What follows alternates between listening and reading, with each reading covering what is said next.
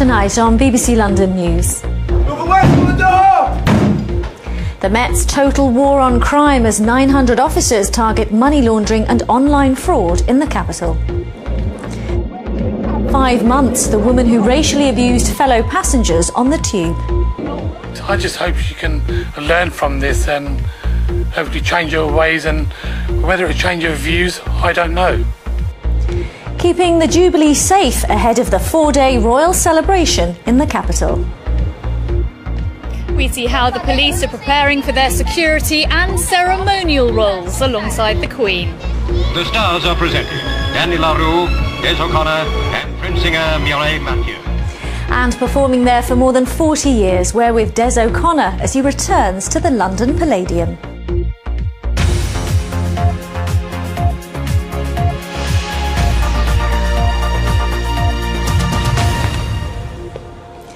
Good evening, welcome to the programme.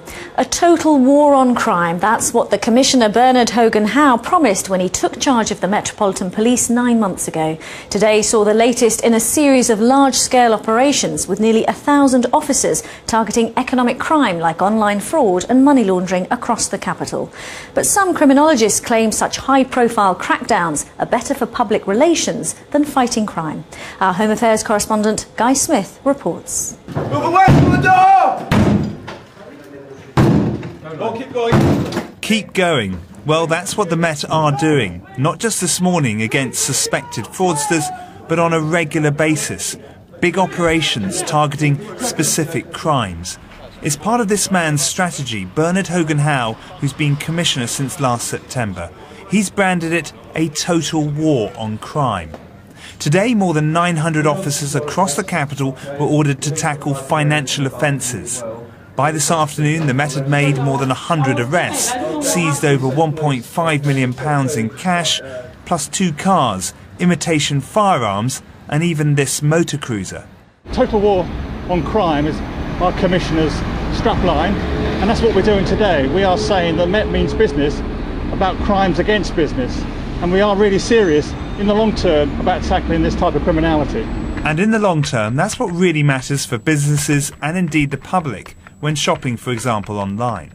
Retailers are extremely severely impacted by retail crime. We estimate the cost last year on the sector was something of the order of £1.4 billion. And that can have a real impact on the individual businesses, the people that work in them, and the customers that use those services. But does this kind of policing work? In 9 months, there have been 13 operations, with one using 4,000 officers. The main criminals targeted have been uninsured drivers, thought to be involved in other more serious offences. Ben Bowling, a criminologist for more than 20 years, wonders if it could be style over substance. Clearly there's a public relations element to this. The police service has taken a battering in recent months with allegations of corruption, racism scandals, a bit too close to the media. And so I think that part of this is to make the police look good again. And of course part of it is also to respond to serious crime. The current Commissioner wants to copy his previous success in Merseyside. Total crime down there by 1/3 in 4 years. Guy Smith, BBC London News. Coming up later on the programme, the small businesses who are banking on a big supermarket chain to save their high street.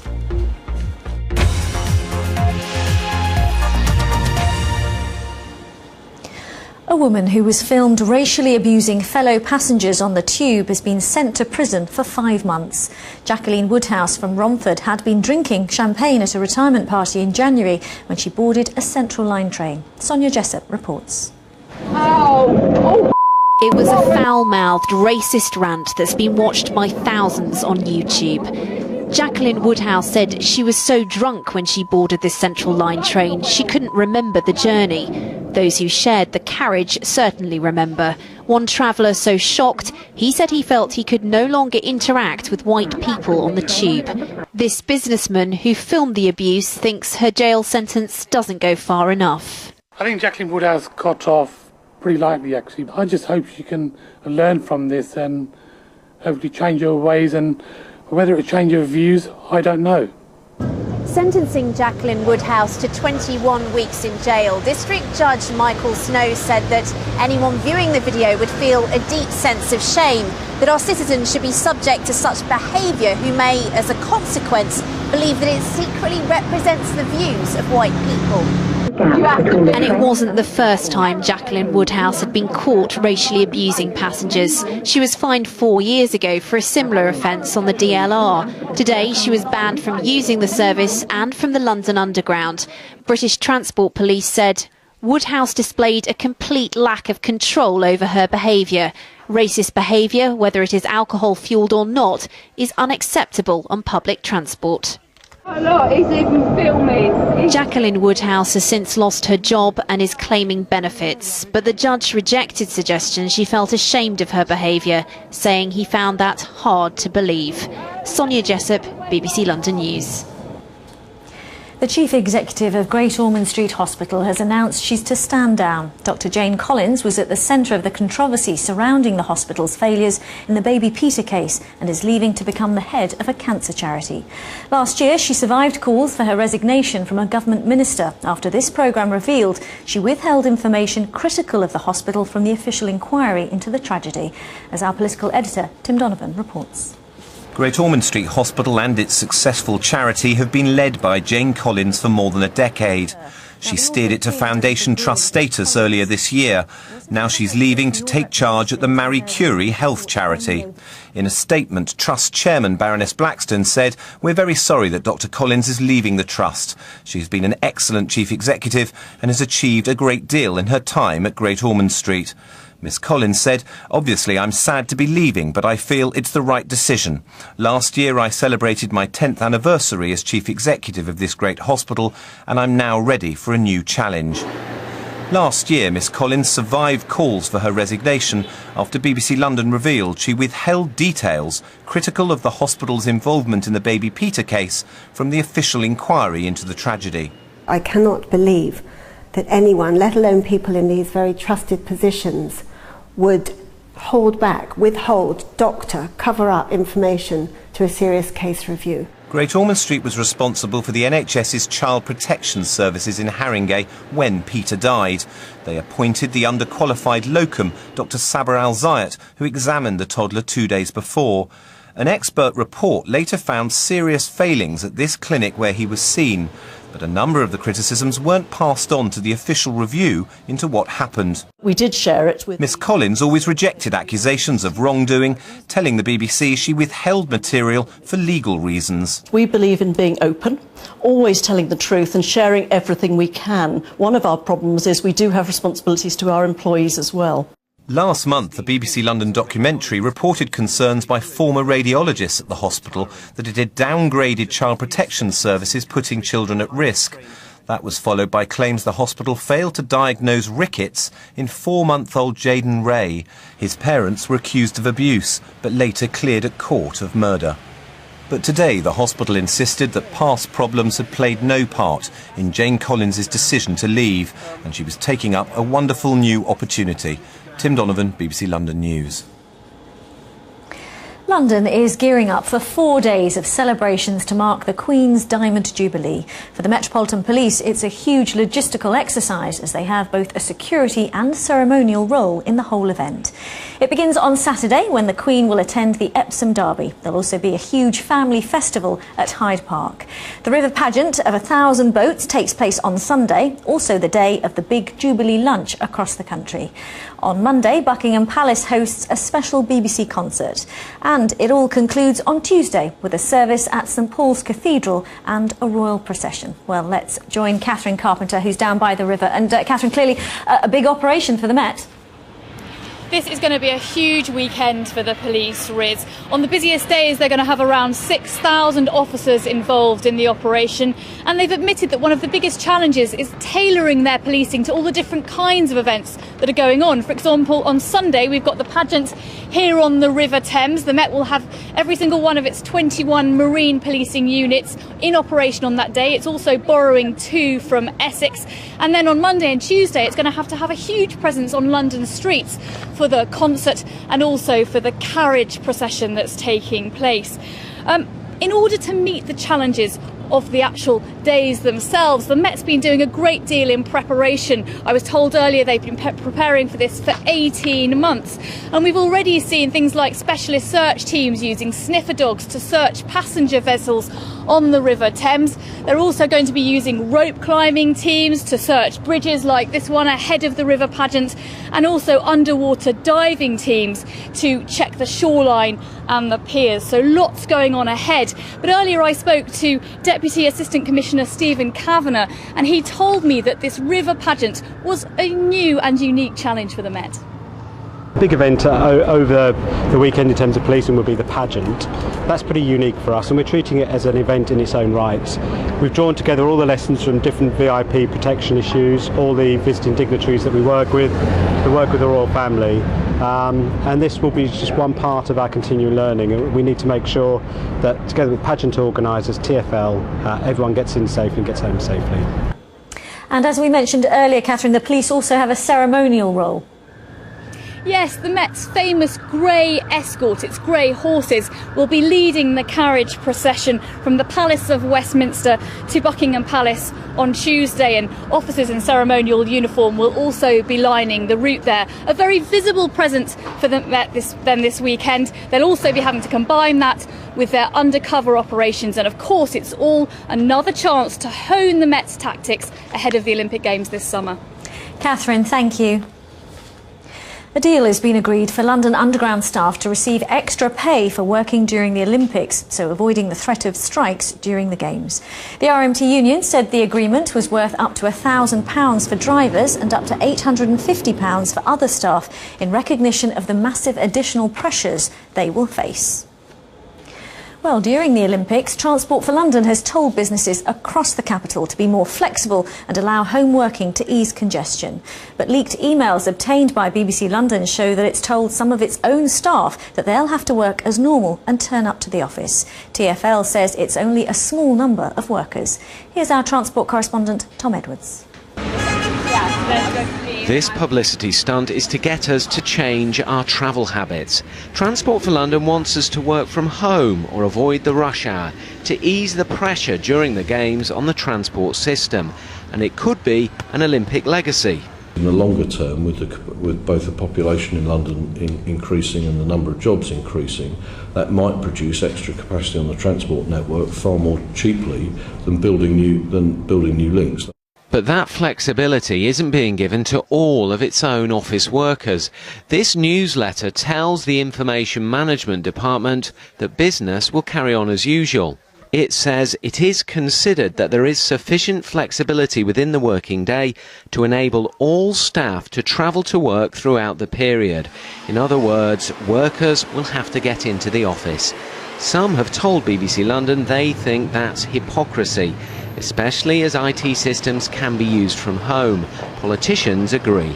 I think it's absolutely staggering at a time when everyone in London is being told they need to encourage staff to work at home and to free up public transport for all the visitors to the Games, to then say that your staff have to be in the office. And these aren't frontline staff, these are backroom staff, have to be in the office. It stinks of basically hypocrisy. I'm remoding at the moment. As this promotion video shows, the Department for Transport is allowing most of its civil servants to work from home. And a survey today shows that half of all businesses are allowing flexibility during the Games. Our research has shown that offering flexible working practices can reap dividends in terms of employee engagement, increased job satisfaction. TfL says business-critical departments will be needed to work from the office, but they'll be working shifts, as will most of its workers. It also says it'll be testing remote IT systems next month. Nonetheless, some of its employees still believe it's not practising what it preaches. Tom Edwards, BBC London News. He's a 22-year-old Londoner from Tottenham whose parents settled here years ago from Syria. So Ahmed Al-Khalaf is only too aware of the escalating violence in the country. He's even risked his own life by travelling to Syria to document events there. And he is one of a number of Syrians in the capital who actively support the anti-government movement. Sekunda Kamani reports. No finger on the trigger, let's do it bigger. We'll never back down, I'm first to deliver. Ahmed Al-Khalaf wanted to be a rapper. Now he's a revolutionary. This This is Syria, this is Idlib, this is Jarjanas. 11 people into pieces. As the violence spread in his parents' homeland of Syria, he left his life in North London to join the protest movement aiming to overthrow the government of Bashar al-Assad. He decided to pick up a camera to show the world the human rights abuses being committed in the country. The area of Syria that Ahmed is in is highly dangerous, but we managed to make contact with him and he sent us this video message over the internet. I'm witnessing what is unbelievable inside Syria. For the past 20 days that I've been here inside Syria, I've seen over, with my own eyes, over 180 martyrs that have fallen through this revolution. I've had over 80 relatives, cousins and relatives that have been killed, that have been tortured until death. This is the man Ahmed and his fellow protesters want to overthrow. Assad also has links to London. Before becoming president, he studied at a hospital here, and his wife Asma was born and raised in Acton. So you've been around this area a long time then? Yes, since Malik al-Abda is a prominent opposition activist. Incredibly, he grew up in the same street Asma lived in with her parents, President Assad's in-laws. Well, my house is just over there, and their house is over there, so almost opposite. It is very ironic that we live on opposite sides of the road, and especially so close. But that just reflects the polarization of Syrian society and the Syrian community in London in particular, between those who continue to support President Bashar al-Assad, who are a minority in my opinion, and the majority who are opposed to him. Malik runs a Syrian TV channel from a studio in central London. It's played a key role in galvanizing opposition to the Assad regime. This is where over 350 people, innocent people, were killed within a 2-day period. But in Syria, the violence shows little sign of abating. The Assad government and even some Syrians in London who support the regime blame the rebels. But that's not what human rights groups say. Ahmed knows he's risking his life, but he hopes one day Syrians will enjoy the same peace and political freedoms he grew up with here. Sikandar Kamani, BBC London News. Still to come before 7. We're here at the Palladium because I'm appearing in Wizard of Oz and I'm playing the Wizard. And Brenda and I will be talking about it some more in a few minutes' time. In the meantime, shall we sing? We shall. What shall we sing? I don't know. We're off to see the wizard, the wonderful Wizard of Oz. There you are.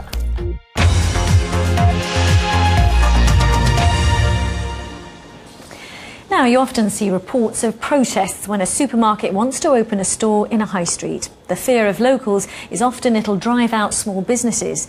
But in Sidcup in southeast London, there's a twist to the tale. There, a petition's being gathered against Waitrose refusing to build one of their stores. Robin Punt has the story.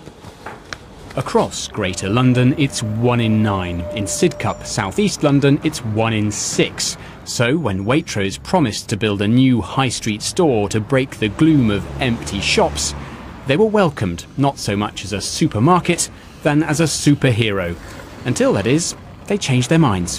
What's the big deal about Waitrose? Well, it was Waitrose who wanted to come to Sidcup. But they are just a shop. Why not get it? Would you get upset about Tesco or Aldi or Lidl or Sainsbury's? Well, I'm sure we would welcome Tesco or Sainsbury's or M&S Food. Not Aldi or Lidl, though. Waitrose have a name for quality, and residents appreciate quality. Annette and Barbara in the jewellers, Pauline and Jeanette in the travel agents, even Bexley traffic warden number 365. They can't give out their names, wants Waitrose to open here, bringing with them 40 new jobs. And a sense of status picked up on by house hunters. We were obviously commenting that Waitrose was on its way here, and people were very enthusiastic about it. It made a lot of difference, really. It really did. So people come into the estate agent and say, I want a house and it's going to be near Waitrose. Yeah, it really made a difference. Waitrose say their current convenience store model, their business model, simply isn't viable here. And it wouldn't be fair to local people or to staff who would be employed in this branch, were it to be built, to go and open it up and then have to close it in the long term. The problem is they've signed the lease. No other store has taken their place, so they're funding Sidcup's newest empty shop. High Street analyst Matthew Hopkinson. Every dot on his iPad is a Waitrose. He says small supermarket outlets are growing twice as fast as demand. It's a bubble waiting to burst. People do see it as an aspirational progress within a particular area, so I can understand people being disappointed.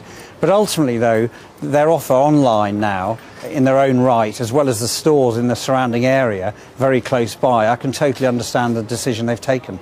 The petitions hit 3,000 names in 2 weeks. Even Boris Johnson, who gave Sidcup £1.8 million from his Outer London fund, wants Waitrose to think again. Robin Punt, BBC London News. People making champion cheese in their cellar or cocktails in their bedroom. Just some of the emerging talent nominated for a series of new food awards being held in the capital tonight. Alice Bandukravi has been talking to some of the London hopefuls chosen for their passion for food and quality of produce. Meet the salmon smoker of Stoke Newington. Ole Hansen has brought Norway to North London using his grandfather's special technique in what used to be an old boiler room. It's a small-scale production. It's about caring for every salmon. It's about washing them individually, salting them for hand. It's about taking them to the customer in a dignified way, and it's about integrity. Integrity and taste, and Londoners certainly have the taste for this fish. Ole supplies everyone from local customers to celebrity chefs, and his attention to detail has now earned him a nomination for a Young British Foodie Award. It's quite great to be recognised for something, and I think it can really motivate young people to get into more food production. Young people like trainee butcher Charlotte Harbottle. Her food blog and black pudding recipe caught the attention of the judges in what is traditionally a male-dominated quarter. I'm really passionate about the food industry, particularly meat and the raw product rather than just the cooking necessarily, because I think it's important that we track our food from farm to fork, that we're really aware of the surroundings that the animals grow up in, the farmers, and we take an active interest in those farmers. The founders of the YBF Awards say it's time to celebrate the individuals who are quietly pioneering new culinary techniques in innovative and exciting ways. People are gaining a new confidence where they're actually happy to give things a go, whether it's artisanal stuff, looking at old-fashioned British traditions like bakery or cheese making or smoking fish, and they're using those traditions and they're modernising them. And here we are. Oh, this is thank for you. you. God, I love to see people watching people eating it. It is delicious. It's delicious. Thanks. There are some perks to this job. Alice Bandukravi, BBC London News. Indeed there are. Now, not many people can say they've performed alongside Buddy Holly, Frank Sinatra, the Beatles, and of course, Morecambe and Wise. But after more than half a century in show business, Des O'Connor is back in the West End at the London Palladium, where he's performed more than 1,200 times. Our entertainment correspondent, Brenda Manis, went to meet him. A programme cover from 1969. In fact, Des O'Connor has had more solo performances here at the Palladium than anyone else. And now he's back at this mecca of entertainment, starring in The Wizard of Oz. To see the wizard, the wonderful Wizard of Oz. Since its opening, Michael Crawford and Russell Grant have played the wizard in this production. But the ever-popular Des O'Connor has just stepped into the role. I find it really hard to believe this is only your second musical, Wizard of Oz. It's been wonderful. It's just, the cast here are just so good, and the show is such a production. When I came in to see it, I knew I'd seen the movie and all that, and I saw the opening night here. But if I'm honest, you know, it was just being here, being part of an opening night. But suddenly coming in and looking at the show and the constructive words, is this a good... It's brilliant. Excuse me, fella. I'm sorry. That's very pretty. But when do I get to sing my song? Singer, comedian, talk show host, the veteran entertainer has worked with the great and the good of the showbiz world. What would you say was the secret of your success? You don't think about it too much, other than being yourself. Just, I like to think what if you and I just met, but I feel like we're friends, and I like people, and there's nothing more thrilling than hearing that roar of laughter and applause for the songs. The stars are presented: Danny LaRue, Des O'Connor, Born in Stepney, Des is proud of his East End roots. Over 50 years in the business has brought him legions of fans and the CBE for services to entertainment. I'm happy just entertaining a crowd, and if it's mean being part of a brilliant production like this, so much so. And the wonderful Des is now the wonderful wizard at the Palladium. Brenda Imanis, BBC London News. OK, time for a weather check with Peter, who's down by the river. And how is this week looking, Pete? Well, it's looking rather threatening behind the eye, isn't it? And there is a chance that we could get a few thunderstorms. But don't worry, I don't think you'll get whisked away by a tornado, given we were looking at the Wizard of Oz a little bit earlier. There is a chance you could get very wet this evening, though, because few isolated slow-moving thunderstorms are a possibility. Not as many as we had yesterday evening, though. Even so, the Met Office does have a weather warning in force for some heavy rain until about 3 o'clock in the morning.